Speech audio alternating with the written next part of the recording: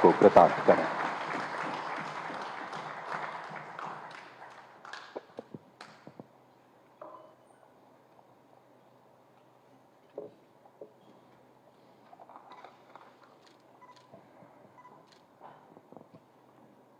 आज के इस गरिमापूर्ण कार्यक्रम में मंच पर उपस्थित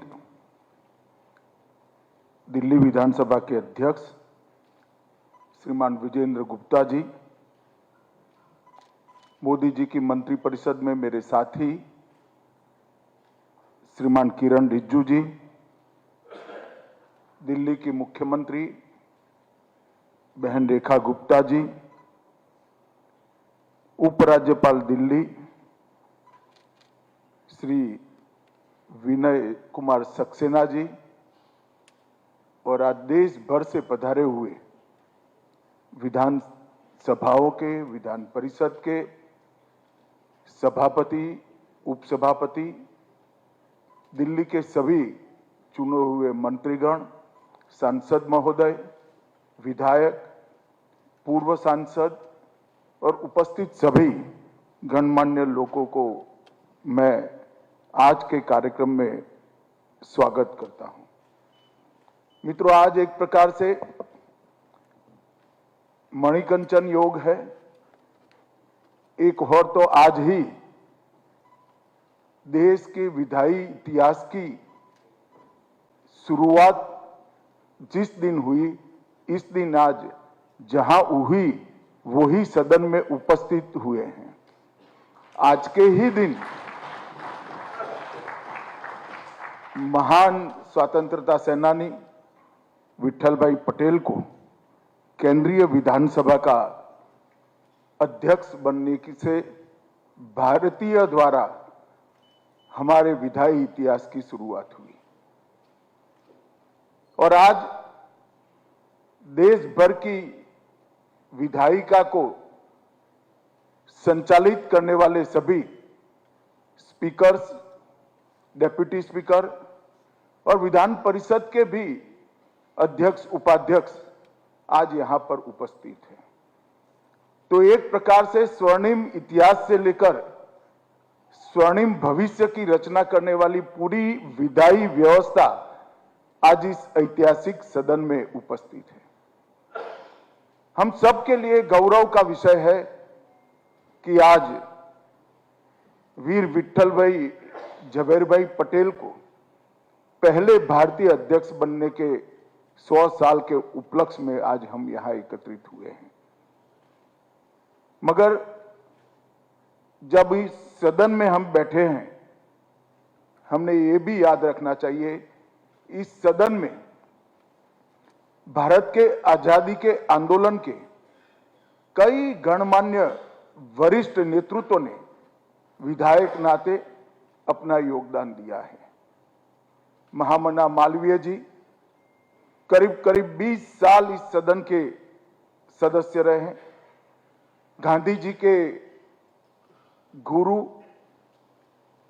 गोपाल कृष्ण गोखले जी, लाल बाल पाल की त्रिपुटी में जिनका महत्वपूर्ण योगदान था, ऐसे लाला लजपत राय, देश बंधु चित्तरंजन दास, कई सारे महानुभावों ने अपने अनेक वक्तव्यों से इस सदन के अंदर देश की जनता की आजादी की उत्कंठता, आजादी के लिए इनकी जो एक आस थी, वो आस को शब्दों के माध्यम से देश के सामने रखने का काम करा।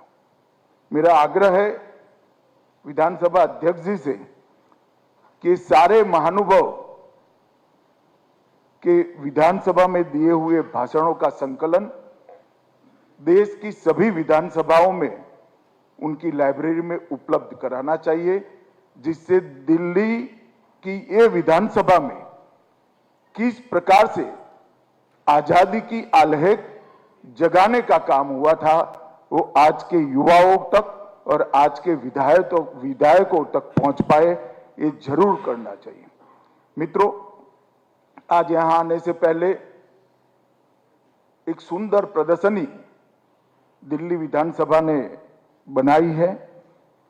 विट्ठल भाई पटेल की जीवनी पर, उसको मैंने देखा है। मेरा आप सभी से आग्रह है कि इसी प्रकार की प्रदर्शनी भारत के पहले भारतीय स्पीकर की सभी असेंबली में लगाने का प्रयास करिए, जिससे न केवल विट्ठल भाई की जीवनी के बारे में, उनके कर्तृत्व के बारे में, परंतु आजादी के इतिहास के बारे में भी देश के सभी विधायक, विधान परिषद के सदस्य और देश के युवाओं को जानकारी मिले। यहां पर एक विट्ठल भाई पटेल की प्रतिमा पर पुष्पार्चन का भी कार्यक्रम हुआ। मित्रों, जब विट्ठल भाई पटेल की बात करते हैं तो हम गुजरात के लोग बहुत गौरव के साथ कहते हैं, दो भाई ऐसे गुजरात ने दिए थे, जिसने एक ने स्वतंत्रता आंदोलन में गांधी जी के साथ कंधे से कंधा मिलाकर दिन रात एक कर दिए, और दूसरे भाई विट्ठल भाई पटेल ने भारत के विधायी परंपराओं की नींव डालकर आज के लोकतंत्र का काम करने का। जब देश सरदार पटेल को याद करता है तो कई बार उनकी आभा प्रतिभा में विट्ठल भाई का योगदान बहुत छिपा रह जाता है, परंतु जितना महत्व देश को आजाद करने का है, उतना ही महत्व देश को आजादी के बाद लोकतांत्रिक तरीके से चलाने का है। और लोकतांत्रिक तरीके से देश को चलाने की भारतीय नींव, भारतीय विचार के आधार पर नींव डालने का काम अगर किसी ने किया तो निसंकोच कह सकते हैं वीर विट्ठल भाई पटेल ने किया। एक मजेदार किस्सा है। सरदार पटेल और विट्ठल भाई दोनों पेशे से वकील थे। उस जमाने में दुनिया भर में वकीलात करने वालों के लिए हाईएस्ट डिग्री बैरिस्टर की मानी जाती थी, और वो इंग्लैंड से मिलती थी।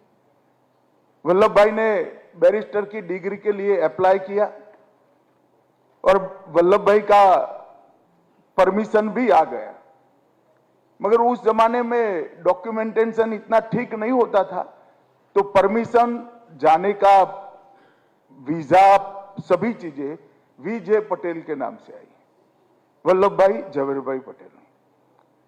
अब आने के बाद वल्लभ भाई को मालूम पड़ा कि विट्ठल भाई के मन में भी बैरिस्टर बनने का विचार है, तो उन्होंने बड़ी सरलता से कहा कि पहले आप हो आइए, बाद में मैं होता हूं, और पहले विट्ठल भाई बैरिस्टर बने, बाद में वल्लभ भाई। मित्रों, विट्ठल भाई पटेल, उन्होंने कई सारी परंपराओं को यहां पर प्रस्थापित करने का काम किया था, जो आज हम सब के लिए, विधायी कार्य के लिए और विशेषकर सभापति के काम के लिए ज्योतिपुंज बनकर हम सबका मार्गदर्शन कर रही है। विट्ठल भाई 1924 में ही राष्ट्रीय केंद्रीय विधानसभा के सदस्य बने, 25 में इस सदन के निर्वाचित अध्यक्ष बने, और 27 में उनको पुनः अध्यक्ष बनाया गया। उनका कई प्रकार से सदन के सभापति के रूप में, जिसको कहते हैं ना कि परीक्षा की घड़ी आती है, ऐसी बहुत सारी परीक्षा की घड़ी विट्ठल भाई के जीवन में भी आई। मगर इनके जीवन चरित्र को ध्यान से अभ्यास करें तो हर परीक्षा की घड़ी में विट्ठल भाई 100% मार्क के साथ उत्तीर्ण हुए। इन्होंने ना विधानसभा अध्यक्ष की गरिमा को गिरने दिया, ना देश की जनता की वाचा को देने के इस सदन को रोका, और ना अंग्रेजों की उस वक्त की मानसिकता को विधान परिषद के काम पर हावी होने दिया। मैं घटना जरूर कहना चाहूंगा, इस सदन में वाइसरॉय आए थे। उस जमाने में ऐसा कहते थे कि ब्रिटिश साम्राज्य का सूरज कभी अस्त नहीं होता है, कहीं अस्त होता है तो कहीं दिन होता है। पूरे आधी दुनिया में उनका साम्राज्य हुआ करता था और कोई बहुत विधायी परंपराओं का सम्मान करने की परंपरा भी वो सम्मान के साथ निर्वहन नहीं करते थे। जब वाइसरॉय की विधानसभा की मुलाकात तय हुई तब वहां से बड़ा आग्रह आया कि वाइसरॉय जब विधानसभा का संबोधन करेंगे एक ही चेयर होगा वाइसरॉय का, बाकी सब सदस्य नीचे बैठेंगे। विठल भाई ने आग्रह करा कि इससे तो अच्छा है कि वाइसरॉय यहां पर न आए। विधानसभा अध्यक्ष की एक गरिमा होती है, अध्यक्ष का चेयर बरोबर साथ में लगेगा और सम्मान के साथ। और परिणाम ये आया कि अंग्रेज सरकार ने इसको स्वीकार करना पड़ा और जब वाइसरॉय यहां आए साथ में बरोबर अधिकार के साथ सम्मानीय विठल भाई इस विधानसभा के अध्यक्ष के रूप में।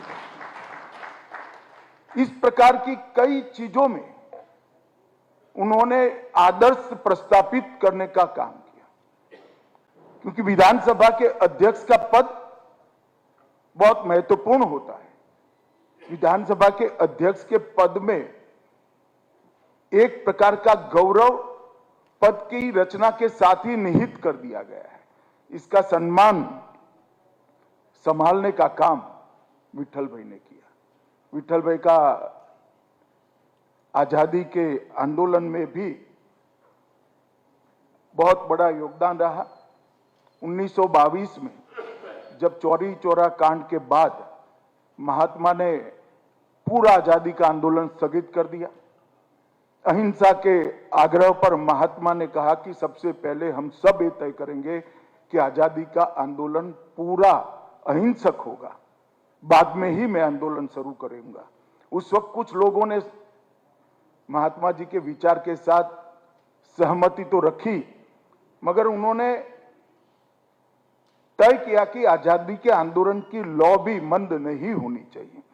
तो स्वराज पार्टी की स्थापना हुई और उसमें विठल भाई और चित्तरंजन दास ये दोनों बहुत महत्वपूर्ण व्यक्ति थे जिन्होंने स्वराज पार्टी की स्थापना की और महात्मा गांधी के अपील के बावजूद स्वराज पार्टी ने आजादी का आंदोलन शुरू रखा और वो लॉ को बुझने नहीं दिया। गुजरात के खेड़ा में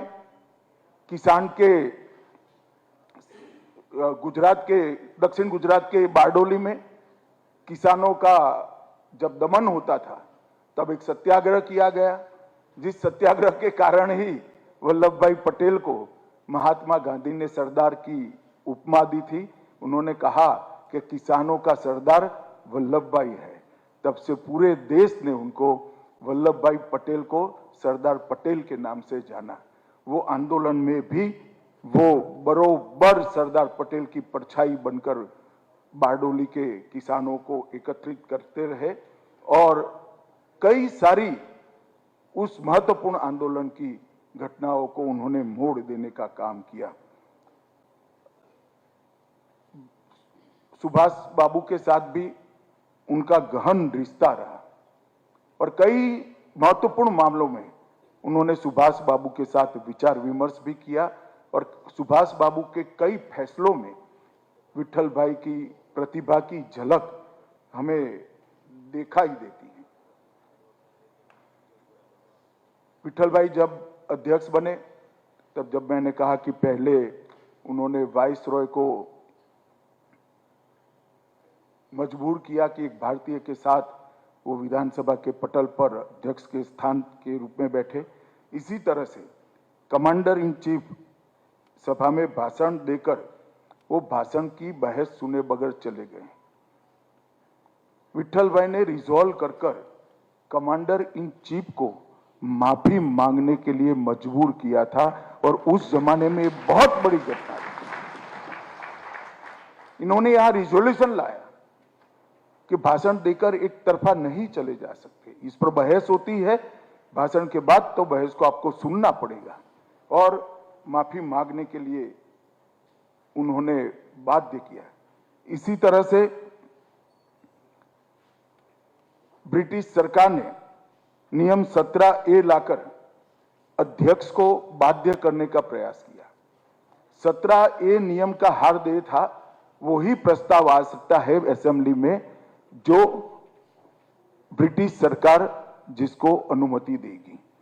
विट्ठल भाई ने इसका पुरजोर विरोध किया, सदन में चर्चा हुई, जन आंदोलन बनने लगा और अंत में ब्रिटिश सरकार को झुकना पड़ा और 17A को बाहर निकालकर विधानसभाओं को चर्चा का एक प्लेटफॉर्म बनने के लिए करा गया। और एक प्रकार से उनके ही समय में जो अभी सभी राज्यों में केंद्र सरकार में एक विधायी विभाग है और विधानसभा का सचिवालय है, उसकी स्थापना भी विट्ठल भाई के समय में हुई। स्वतंत्र विधानसभा विभाग किया और उस वक्त उनका नोटिंग बड़ा महत्वपूर्ण है कि कोई भी विधानसभा चुनी हुई सरकारों के अंतर्गत काम नहीं कर सकती। विधानसभा स्वतंत्र होनी चाहिए, तभी जाकर विधानसभाओं की बहस की सार्थकता रहती है। और मैं विचार करता हूं कि उस जमाने में कितनी दूरदृष्टि होगी कि जब देश आजाद होगा तब सरकारें बनेगी, विधानसभा पक्ष और विपक्ष दोनों के लिए एक प्रकार से अपने विचार रखने का माध्यम बननी चाहिए। विधानसभा पक्ष और विपक्ष दोनों की समझ से जनता का आवाज रखने की माध्यम बननी चाहिए। और अगर विधानसभा का विभाग स्वतंत्र नहीं होता है तो ये कभी संभव नहीं होता है। इसलिए स्वतंत्र विधानसभा विभाग की रचना करने का जो ऐतिहासिक निर्णय विट्ठल भाई पटेल ने अंग्रेजों के समय में किया, उसको हमारी संविधान सभा ने भी स्वीकार किया और आज सभी विधानसभाओं के अंदर विधानसभा का विभाग अध्यक्ष के तहत और लोकसभा राज्यसभा में भी अध्यक्ष के तहत चलते हैं। स्पीकर होने के बाद उस वक्त बहुत अंतर्विरोध चलता था, अंग्रेजों की सरकार थी, परंतु एक और जनता की आवाज को भी यहां प्रदर्शित करना था, उसको आवाज देना था और दूसरी ओर नियमों से भी चलना था। उन्होंने कभी दुविधा में नहीं रहे। देश की जनता की आजादी की उत्कंठता और आजादी की तीव्र इच्छा, इसकी निर्भीक प्रदर्शन विधानसभा में जरूर हुआ, परंतु सभी नियमों के दायरे में रहा। और ये अद्भुत संतुलन जो उन्होंने बनाया वो आज के सभी सभापति उपसभापति के लिए बहुत महत्वपूर्ण है। और मेरा आग्रह है कि उस वक्त के प्रोसीडिंग भी सभी ने एक बार देखना चाहिए। उनको तनख्वाह मिलती थी, तनख्वाह की अमाउंट में अभी कहना नहीं चाहता क्योंकि उस जमाने में तनख्वाह बड़ी कम होती थी, परंतु उन्होंने तनख्वाह की भी व्याख्या की कि ये मेरी निजी इनकम है और इस पर मेरा अधिकार है। इसलिए तनख्वाह का आधा हिस्सा गांधी जी के स्वराज के आंदोलन में विट्ठल भाई ने देने का फैसला किया और जरा भी नहीं। इन्होंने कहा अध्यक्ष के नाते मेरी निजी इनकम है और इसको मैं अपने विचार से खर्च कर सकता हूं, इससे मेरी सभापति के दायित्व के निर्वहन में कोई कहीं बाधा नहीं होती है। इस तरह से कई सारे उन्होंने पैरामीटर्स सेट किए जो आज भी कालबाह्य नहीं हुए। मित्रों, जब 1930 में कांग्रेस पार्टी ने विधानमंडलों के बहिष्कार का ऐलान किया, तब सभी विपक्षी सदस्य त्याग पत्र दे चुके थे और बाद में विट्ठल भाई पटेल ने भी त्याग पत्र देते हुए एक ही वाक्य लिखा था त्याग पत्र में, अब मेरा स्थान भारत की जनता के बीच में है और मेरा काम भारत की जनता की स्वतंत्रता है। ये बहुत बड़ी बात थी। जब अपील हुई कि सभी लोग एक बार बाहर निकल जाए विधानमंडलों से, प्रांतीय विधानसभाओं में से और सेंट्रल असेंबली से, और आजादी के आंदोलन में लगे, तब एक पल की भी देरी करे बगैर उन्होंने इस आह्वान को, गांधी जी के आह्वान को स्वीकारा और वो आगे बढ़े। मित्रों, आज यहाँ पर देश भर के विधानसभाओं के अध्यक्ष, उपाध्यक्ष, विधान परिषद के अध्यक्ष, उपाध्यक्ष सभी उपस्थित है। तब मेरा सबसे आग्रह है कि एक प्रकार से भारतीय विधायी कार्य प्रणाली के भीष्म पितामह विट्ठल भाई पटेल के अध्यक्ष बनने के 100 साल के मौके पर हम सबके लिए भी मौका है कि अपनी अपनी असेंबली में हम सभापति के स्थान की गरिमा को बढ़ाने के लिए काम करें। हम एक निष्पक्ष मंच अपने अपने प्रदेश की जनता की आवाज के लिए रखें। एक निष्पक्ष बहस पक्ष और विपक्ष के द्वारा हो, इसको हम सुनिश्चित करें और सदन की कार्यवाही विधानसभा के नियमों के अनुसार, लोकसभा राज्यसभा के नियमों के अनुसार हो, इसके लिए हम आग्रही बने, क्योंकि विचार मंथन ही ये लोकतंत्र में जनता की समस्याओं के निवारण का सर्वश्रेष्ठ माध्यम है। और साहब, मैं आप सभी को एक अपील करना चाहता हूं, हमारे 13,000 साल पुराने इतिहास में जब जब भी सभाओं ने अपनी गरिमा खोई है तो बहुत बुरे परिणाम हमें भुगतने पड़े हैं। मैं आज हस्तिनापुर की सभा का भी आपको याद दिलाना चाहता हूं। जब हस्तिनापुर की सभा ने अपनी गरिमा खो दी, जब एक स्त्री के सम्मान में सभा खड़ी नहीं हुई, तब महाभारत हुआ था।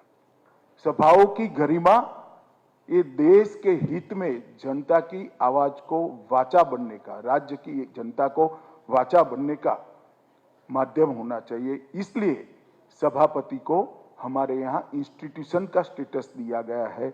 सभापति अपने आप में एक संस्था होता है और एक प्रकार से बड़ा अंतर्विरोध है, क्योंकि सभापति चुनकर तो आते हैं एक राजनीतिक दल से, आते हैं तो एक राजनीतिक दल की विचारधारा से संबंध होकर, मगर सभापति की शपथ लेते ही उनको अंपायर नाते काम करना है। और इसलिए सबसे कठिन भूमिका पूरी असेंबली में किसी की होती है तो सभापति की होती है। मगर मैं आज गौरव के साथ कह सकता हूं कि भारतीय आजादी के इस 80 साल में और हमारे संविधान के 75 साल में हमारे देश भर की असेंबलियां, विधानसभाएं और लोकसभा में हमेशा सभापतियों ने लोकसभा और विधानसभा के गौरव को आगे बढ़ाने का काम किया है और हमारे लोकतंत्र को हमने मजबूत किया। जब हम आजाद हुए तब एक चर्चा थी, कितने साल इस देश में लोकतंत्र चलेगा, कैसे चलाएंगे, और कई लोग मखौल उड़ाते थे हमारी आजादी के आंदोलन का भी और हमारे संविधान की निर्माण की प्रक्रिया की। मगर आज मैं गौरव के साथ इस ऐतिहासिक सदन में कह रहा हूं कि हमने 80 साल में लोकतंत्र की नींव को पाताल से गहरा डालने का काम किया है और हमने सिद्ध किया है कि भारतीय जनता की रग रग में, भारतीय जनता के स्वभाव में लोकतंत्र पड़ा हुआ है। क्योंकि कई सारे देश हमने देखे हैं जिनकी शुरुआत तो लोकतांत्रिक तरीके से हुई, मगर 1 दशक, 2 दशक, 3 दशक, 4 दशक होते होते लोकतंत्र की जगह अलग अलग प्रकार का काम हुआ। कई सारे देशों में परिवर्तन के लिए खून बहा, युद्ध हुए, विद्रोह हुए। भारत एकमात्र ऐसा देश है विगत 80 साल में जो आजादी के बाद कई सारे परिवर्तन भारत की सत्ता में हुए, खून की एक बूंद बहे बगैर शांतिपूर्ण सत्ता परिवर्तन भारत में किया। और उसका मूल कारण कि हमने हमारी विधायी परंपरा को बहुत अच्छे तरीके से संजोकर रखा है। समय समय पर समय अनुकूल हमने परिवर्तन भी की है और उसमें सभापति की भूमिका जो न्यायाधीश की है उसका बहुत बड़ा योगदान है, क्योंकि निष्पक्षता और न्याय यही 2 स्तंभ है जिन पर अध्यक्ष की गरिमा टिकी हुई है। और जब ये 2 स्तंभ अध्यक्ष की चेयर से संभाल कर रखते हैं तो सदन की गरिमा भी बन लेती है। इसलिए अध्यक्ष ही एक प्रकार से सदन का अभिभावक और सदन का सेवक भी माना जाता है। अध्यक्ष के गरिमापूर्ण बर्ताव से ही सबसे बड़ी सेवा सदन की हो सकती है और अध्यक्ष के दृढ़ व्यवहार से ही सदन के अधिकारों का रक्षण होता है, वो अभिभावक की भूमिका में भी होता है। और मित्रों, इसीलिए अध्यक्ष की कुर्सी को संविधान मान्य कुर्सी के रूप में हमारे संविधान ने मान्यता दी है। विधानसभाओं में किसान की हरी भरी फसल से लेकर युवाओं के स्वप्नों तक, महिला सशक्तिकरण से लेकर समाज के हर पिछड़े वर्ग के कल्याण तक, देश की एकता और अखंडता से लेकर देश की सुरक्षा तक, इतने बड़े स्केल में, इतने बड़े स्केच में हर प्रकार की चर्चा यहाँ पर होती है। और जब विधानसभा का सदन चलता है तब हमने 3 शब्दों पर बहुत बल देना पड़ेगा: विवेक, विचार और विधान। विवेक से विचार बनता है। विवेक सदन के नियमों, जनता की आकांक्षाएं और पक्ष विपक्ष के द्वारा सरकार के अच्छे पक्ष और बुरे पक्ष को रखने का बैलेंस प्रकार से एक वक्तव्य जो होता है वो विवेकपूर्ण माना जाता है। और ये विवेक, उससे विचार बनता है और विचारों से विधान बनता है, जो विधानसभा का काम है। कोई भी कानून आता है उसका अंततोगत्वा उद्देश्य जन कल्याण होना चाहिए। कोई भी कानून आता है इसका अंततोगत्वा उद्देश्य अपने प्रदेश और देश को सुचारू रूप से चलाना होता है। कोई भी कानून आता है उसका अंतिम उद्देश्य सर्वस्पर्शीय, सर्वसमावेशी विकास का मॉडल होता है। और कोई भी कानून आता है उसका अंतिम उद्देश्य विधानसभा की, प्रांतों की, प्रदेशों की आंतरिक सुरक्षा और देश की आंतरिक और बाह्य सुरक्षा को सुनिश्चित करना होता है। तो विवेक, विचार और विधान, ये 3 ही चीजों पर विधानसभा का और लोकसभा, राज्यसभा का पूरा काम निर्भर है।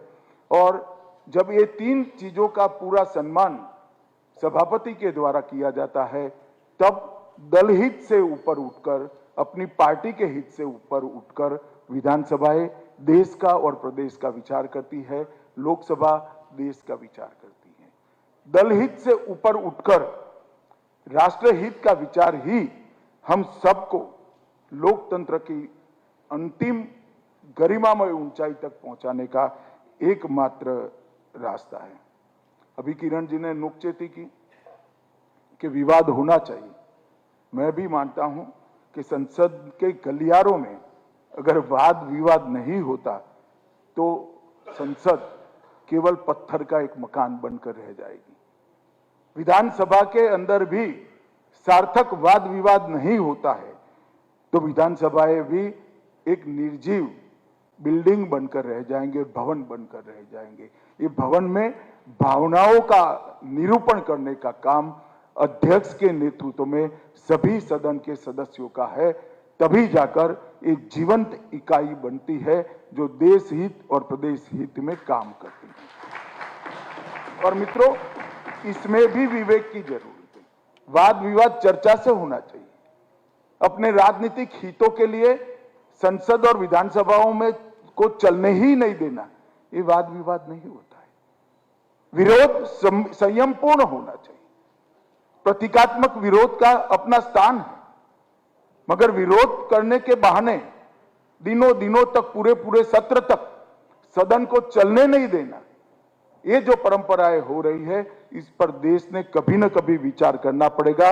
देश की जनता ने भी विचार करना पड़ेगा, चुने हुए जनप्रतिनिधियों ने भी विचार करना। क्योंकि जब चर्चा समाप्त हो जाती है तो सदन का देश के विकास में योगदान ही बहुत कम रह जाता है। और हमें आज इसको ढंग से देखना पड़ेगा।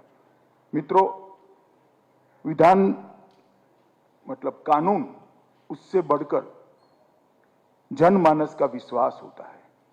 तो हर विधान, हर कानून जनमानस के विश्वास से ही पैदा हो और उसी की दिशा में जाए, इसका हमने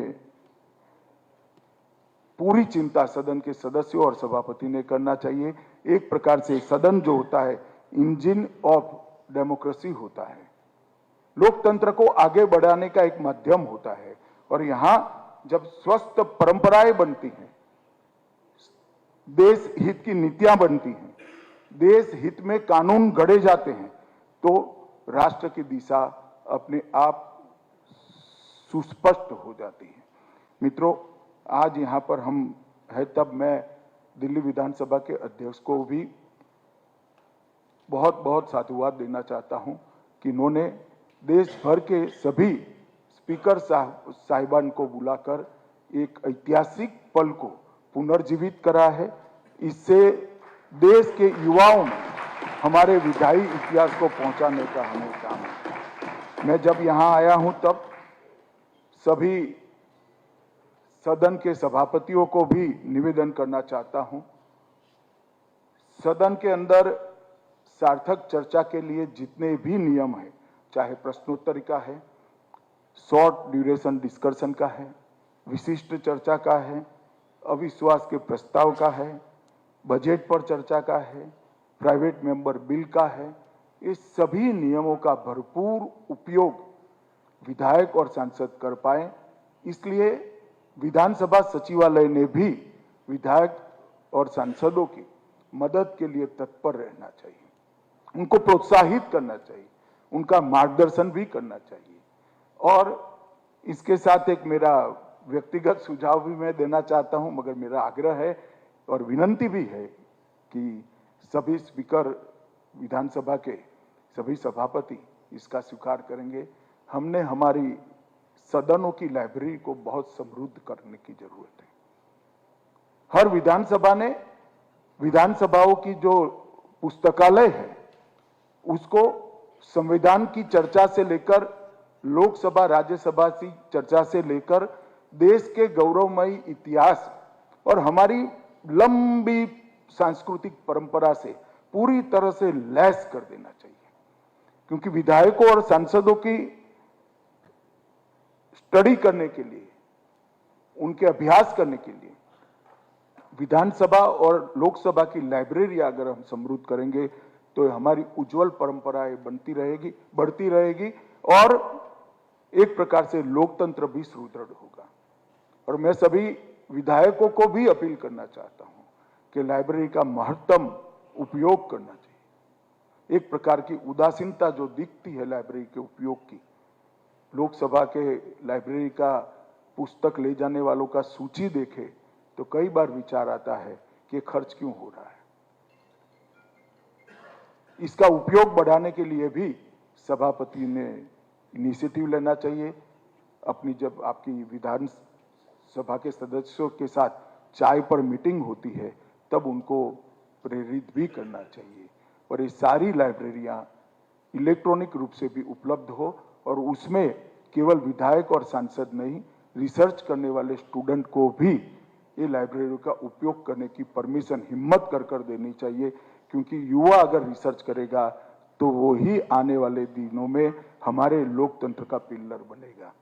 अंत में मैं फिर से एक बार विठल भाई पटेल को और इस महान सदन में जो आजादी के आंदोलन के महानायक बैठकर अपना योगदान दिए हैं, ये सभी को दो हाथ जोड़कर श्रद्धांजलि देना चाहता हूं और स्पीकर दिल्ली विधानसभा को भी बहुत बहुत बधाई देना चाहता हूं कि इन्होंने एक ऐतिहासिक पल को पुनर्जीवित कर इस देश में विधायी इतिहास कब से शुरू हुआ, भारतीय विधायी परंपरा कैसे मजबूत हुई, इसके लिए आज देश भर के सामने एक नई बहस छिड़ी है।